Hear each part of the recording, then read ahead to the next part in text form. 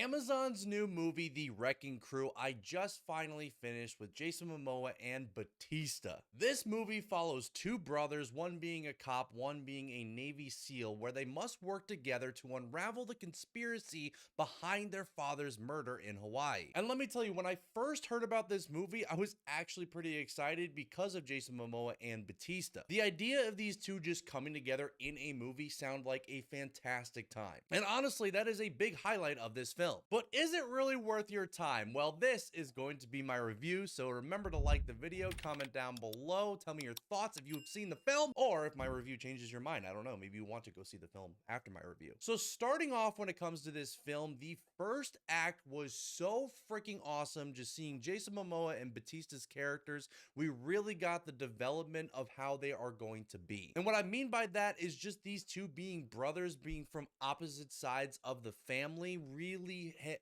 home when it came to this film, because you got Jason Momoa, who is pretty much like a deadbeat cop, and you have Batista, who is the honorable, like, retired Navy SEAL. And right off to the beginning of this film, it is action packed, and I would gladly say the violence in some of the scenes were equivalent to a John Wick movie. And there is a scene in the beginning of the film where you see Jason Momoa getting attacked by the Yakuza, and that entire sequence was hilarious and violent at the same time. And so starting off strong, I was really like, okay, this film is going to be pretty good. And once we got to Hawaii, that kind of continued on a little bit more, where we're getting a little bit more Batista, and we're kind of seeing that family dynamic. And this is easily one of the best highlights of this film, is that Jason Momoa and Batista really play off each other very, very well for this movie. And just their banter alone was very enjoyable. And I did say this earlier, but Jason Momoa's comedy timing was really a highlight in this film. The pacing overall in this movie was really solid, where the first act we pretty much set up what this movie was going to be, going into the second act, getting a little bit more dynamic into the family and what the whole situation is between the two brothers and their dad, getting introduced to new characters as well, and just overall really feeling that buddy cop kind of film. And there really wasn't a moment that felt too slow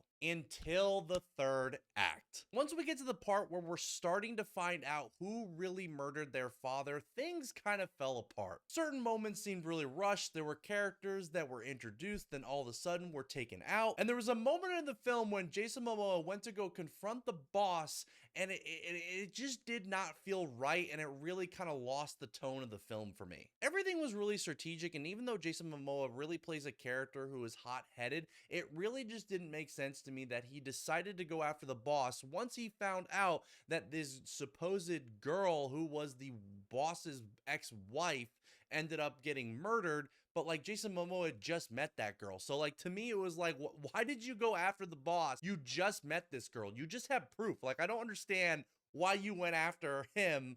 Like you just met her. Like, it was weird. Now, after Jason Momoa's characters does that in the third act and we continue on with the story, it is just feeling rushed at this point, but the action sequences are pretty good. Except you will see this one helicopter scene when they're driving down the highway of Hawaii, this helicopter that is clearly CGI, and all the cars around them is also clearly CGI, just was really off and just did not make sense whatsoever. Once that scene was over and we got to the final of the movie, and we obviously get to see the two brothers come together, weapon up like a commando movie, and go after the boss, which was an okay scene overall. It was a really cool action sequence. The overall impact of the villain and the boss just kind of fell flat, because again, it almost felt like they forced the boss into something that, like, we didn't really get to spend a lot of time with him. So for that, again, the third act really fell flat for me, and again, felt really rushed. But the highlight again was Dave Batista and Jason Momoa really had some good chemistry, and I think this film really opened up a lot of doors